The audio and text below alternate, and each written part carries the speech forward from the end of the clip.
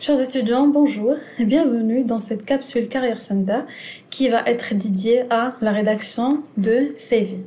Donc nous allons voir ensemble quelles sont les caractéristiques d'un CV attractif aux yeux du recruteur ainsi que les astuces pour réussir l'élaboration d'un CV gagnant. Donc sans plus attendre, nous allons attaquer les objectifs d'apprentissage et qui sont comme suit. Alors, il y a 3 objectifs d'apprentissage. Le premier objectif d'apprentissage, ça concerne le but d'un CV. On va essayer de comprendre le but d'un CV, à quoi sert un CV. Deuxième objectif d'apprentissage, c'est de comprendre ce que les employeurs recherchent dans un CV. Le troisième et le dernier objectif d'apprentissage concerne les outils nécessaires pour réussir votre rédaction de CV.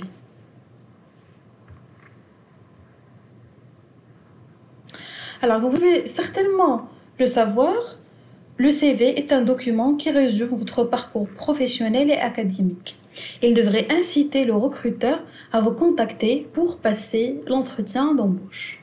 Donc, il doit être élaboré de façon à vous mettre en valeur et à mettre en valeur votre profil, vos compétences, vos atouts et vos expériences. Les informations qui figurent sur le CV doivent être vraies. Et vous devez être en mesure de les prouver par des certificats et des attestations. Donc, s'il vous plaît, lors de la rédaction de votre CV, soyez honnête et précis.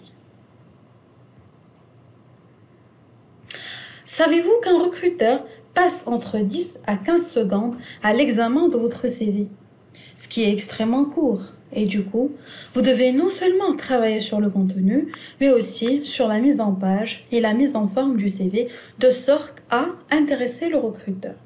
Donc l'employeur doit pouvoir rapidement trouver l'information dont il a besoin. On va passer par la suite aux caractéristiques d'un bon CV. Alors, la première caractéristique d'un bon CV concerne la structure du CV, c'est-à-dire qu'un bon CV doit être structuré de façon à être facile à lire par les recruteurs. Les informations figurantes sur le CV doivent être hiérarchisées et bien structurées. Le contenu du CV doit être adapté à l'opportunité d'emploi et doit correspondre à l'offre d'emploi. Un bon CV doit contenir des faits saillants, doit contenir vos expériences et aussi vos compétences. Un bon CV doit être exempt d'erreurs. Donc, évitez les fautes d'orthographe, les fautes de conjugaison, etc. Donc, il faut vraiment faire attention lors de la rédaction de votre CV. Un bon CV doit être complet, c'est-à-dire que le CV doit contenir toutes les informations concernant votre profil, concernant vos formations, concernant vos expériences professionnelles, et concernant aussi vos activités para-universitaires et activités associatives. Donc, ce qu'il faut savoir, c'est qu'un CV est composé de plusieurs rubriques. On va essayer de les voir une par une. La première rubrique concerne vos coordonnées. On peut l'appeler aussi renseignements personnels. On peut l'appeler aussi contact ou information personnelle. Donc cette rubrique doit contenir le nom et le prénom et puis l'âge. Donc évitez de mettre la date de naissance parce que si un recruteur, par exemple, reçoit 100 CV avec des dates de naissance, il va passer toute la journée à deviner ou à faire des calculs mentaux pour deviner justement l'âge des candidats. Donc, pour lui faciliter la tâche, on va mettre directement l'âge. Essayez de mettre une adresse mail appropriée, de préférence votre nom.prénom@gmail.com, donc ou Yahoo, donc ça dépend. Et évitez, s'il vous plaît, de mettre les Fatifleur ou Sensat ou Ronaldo.barça, Yahoo.fr. Non, il faut vraiment que votre adresse mail soit professionnelle. Il faut mettre aussi votre numéro de téléphone. Généralement ici, on met le numéro de téléphone sur lequel on est joignable. Il faut mettre aussi l'adresse physique et votre lien LinkedIn si vous en disposez. D'accord ? Il faut mettre aussi, si vous êtes mobile par exemple, il faut mettre permis, véhicule, avec possibilité de déménager. Et là, le recruteur a l'information concernant votre mobilité géographique. La deuxième rubrique, c'est ce qu'on appelle votre objectif ou déclaration introductive ou accroche. Donc, cette accroche-là doit contenir votre objectif et le poste recherché. Donc, c'est une phrase qui ne doit pas dépasser une ligne et il doit être vraiment très clair et courte. On va avoir ça en détail par la suite. La troisième rubrique concerne votre formation académique, c'est-à-dire votre diplôme. La quatrième rubrique, c'est les expériences professionnelles. Ça peut être vos expériences de travail ou des expériences de stage. On va voir ça aussi par la suite en détail. Vos compétences personnelles, techniques et informatiques. Il y a la rubrique aussi des activités para-universitaires et associatives. Et puis il y a les langues. Et la dernière rubrique concerne vos centres d'intérêt. Donc, moi, je vous invite vivement à respecter cette structure ou cet ordre-là lors de l'élaboration de votre CV. On va passer à la première partie. Alors, on a dit que la première partie, qui est l'accroche. Alors, l'accroche, c'est cette phrase qui présente votre profil et vos objectifs. Ça ne doit pas dépasser une ligne. Et l'objectif de cette phrase, c'est de faciliter la tâche au recruteur pour qu'il sache immédiatement à quelle catégorie de personnes il a affaire. Donc là, je vais vous donner un petit exemple. Vous pouvez mettre ingénieur en génie électrique, en génie mécanique, à la recherche d'un emploi, à la recherche d'un stage, à la recherche d'un stage de pré-embauche ou un stage de PFE. Donc là, cette phrase doit vraiment donner du détail concernant vos objectifs au recruteur. La deuxième rubrique concerne les formations. Alors, les formations, là, on parle vraiment des diplômes, c'est-à-dire la formation académique. Il faut mettre vos diplômes, le titre du diplôme, la nature du diplôme, la spécialité, l'année d'obtention du diplôme et aussi le lieu d'obtention. D'accord ? Si vous êtes auteur d'un mémoire ou d'une thèse, vous pouvez l'indiquer aussi sur votre CV. Vous pouvez mettre aussi les formations en cours, c'est-à-dire même si vous êtes étudiant en master, vous pouvez mettre master en cours et vous mettez votre spécialité. Donc, il faut raisonner par ordre chronologique inversé, c'est-à-dire on commence par les expériences les plus récentes ou les expériences moins récentes.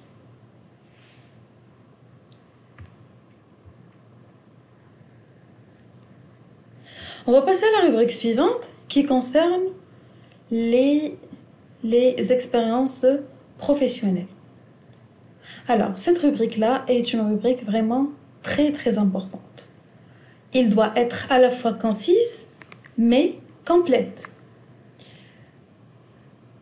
Donc, il faut indiquer le mois et l'année de début et de fin de chaque expérience. Il faut indiquer la fonction, l'entreprise et quelques résultats marquants et révélateurs de vos compétences. Donc, essayez vraiment de détailler les postes les plus importants. Vous pouvez parler, par exemple, des expériences de travail d'été.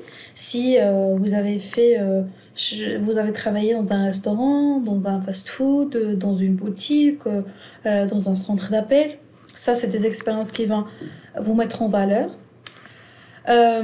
Vous pouvez aussi parler de vos expériences de rédaction de statut juridique pour un membre de la famille, élaboration de documents comptables pour l'entreprise des parents, participation à l'organisation d'un événement universitaire. Ça aussi, c'est un élément important, quel que soit le type d'événement, que ce soit un séminaire, une conférence, une journée d'intégration, une sortie. Donc, vraiment, n'importe quel type d'événement, ça peut vous mettre en valeur et ça peut vous valoriser aux yeux du recruteur. Aussi, on peut parler de cours de soutien en français ou d'autres cours de soutien en maths, en physique, etc. Donc là, généralement, ce type d'expérience professionnelle, c'est pour les gens, pour les candidats qui ont envie de travailler ou de décrocher un poste d'enseignant. Donc, ce type d'expérience professionnelle peut vous mettre en valeur et mettre en valeur vos compétences d'enseignant. Donc, quand on parle d'expérience professionnelle, il faut bien sûr parler de la date, parler de la durée de l'expérience, la fonction exacte, l'entreprise et le résumé du travail accompli. Et quand on dit résumé du travail accompli, on veut dire les compétences et les savoir-faire acquis. C'est-à-dire, je vais voir quelle est l'expérience que j'ai vécue et puis je vais faire une sorte de liste de compétences et de savoir-faire que j'ai pu acquérir grâce à cette expérience-là. Parce qu'on va non seulement vous poser une question sur vos expériences, mais aussi sur les compétences que vous avez pu développer grâce à ces expériences. Et puis on arrive à la rubrique des compétences. C'est une rubrique aussi vraiment très délicate et très importante. Donc, moi ce que je vous conseille, c'est de faire un bilan de vos compétences et essayer de lister les 3 ou grandes compétences que vous avez pu développer et essayer de les illustrer avec des données concrètes tirées de vos expériences professionnelles. C'est-à-dire, vous pouvez dire que j'ai développé la compétence organisation événementielle grâce au fait que j'ai organisé plusieurs événements, j'ai organisé des conférences, des journées d'intégration, des sorties, des séminaires.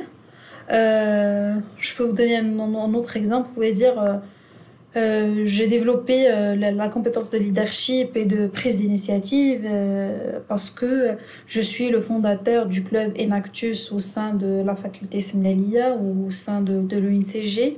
Donc là, vous parlez non seulement de vos compétences, mais essayez de préparer les exemples qui vont illustrer ces compétences-là.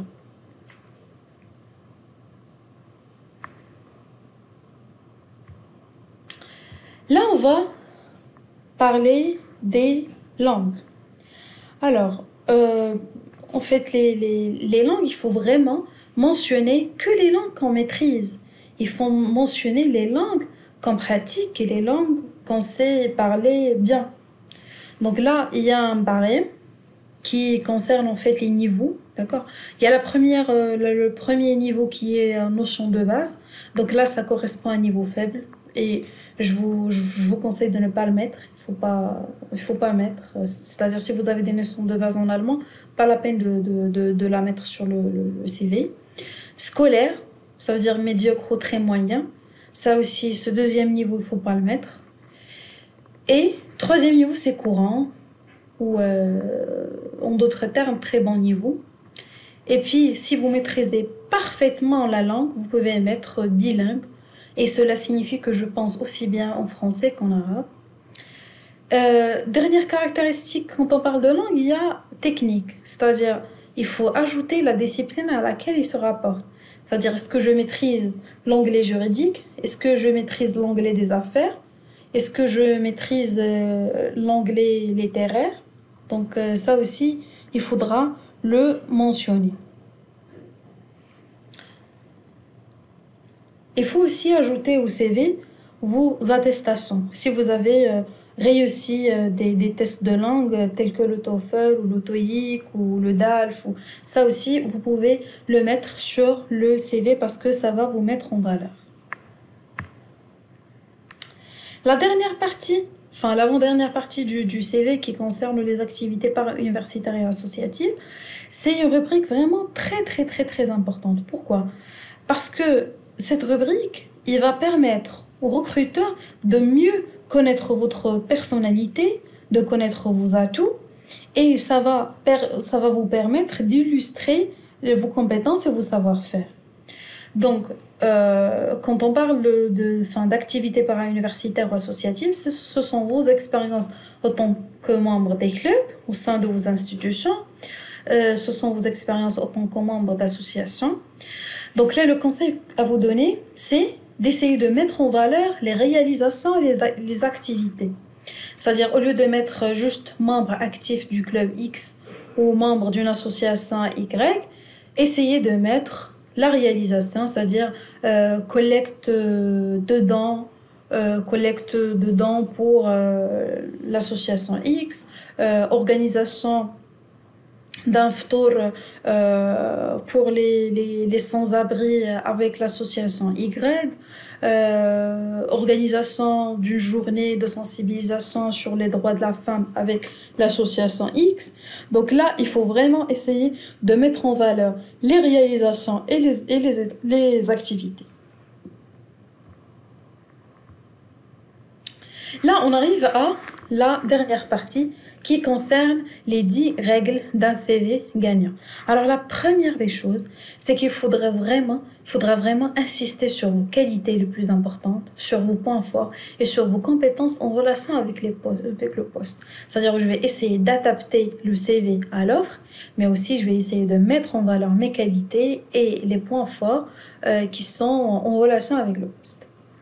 Deuxième règle, c'est d'insister sur vos réalisations au lieu de vous contenter d'énumérer vos responsabilités. C'est-à-dire, au lieu de mettre directeur commercial, et puis voilà, sur votre CV, essayez de mettre vos réalisations. Vous pouvez dire, par exemple, j'ai pu réaliser 25%, ou j'ai pu augmenter le chiffre d'affaires de l'entreprise de 25%, j'ai pu recruter 120 candidats pour l'entreprise, j'ai pu travailler sur 6 projets, je gérais un portefeuille client de 250 clients, etc. Ça, c'est des exemples de réalisation que vous pouvez mettre sur le CV. Barrer les informations superflues. Pourquoi? Parce que le but est d'élaborer un CV qui est facile à lire par les recruteurs. Faites votre CV en une seule et unique page. Ça, c'est un élément vraiment très, très important. Donc, pourquoi? Parce qu'on a dit que les recruteurs, ils n'ont pas le temps de consulter des CV ayant 10 pages ou 5 pages ou 6 pages. Il faut vraiment essayer de mettre toutes vos informations dans une seule et unique page.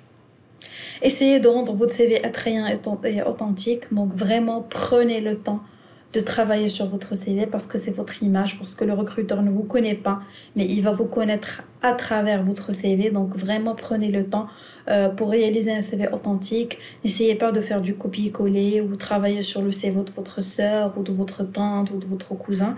Non, il faut vraiment que votre CV soit authentique. Pensez à la mise en page et à la mise en forme, ça aussi c'est un élément important. Donc les polices que je vous recommande de faire, c'est Times New Roman ou Calibri, une police 12, même si vous n'avez pas beaucoup d'informations à mettre sur le CV, donc mettez la police 12. Essayez de ne pas dépasser 3 couleurs, le blanc du fond est inclus. Essayez de ne pas opter pour des couleurs qui sont fluo, des couleurs qui font mal aux yeux. Donc voilà. Et puis continuez à mettre à jour votre CV. Pourquoi? Parce que le CV, c'est pas un document qu'on prépare une fois et puis à chaque fois on l'imprime et on passe des entretiens. Non, il faut vraiment qu'on continue à l'améliorer, qu'on continue à le mettre à jour et l'affiner.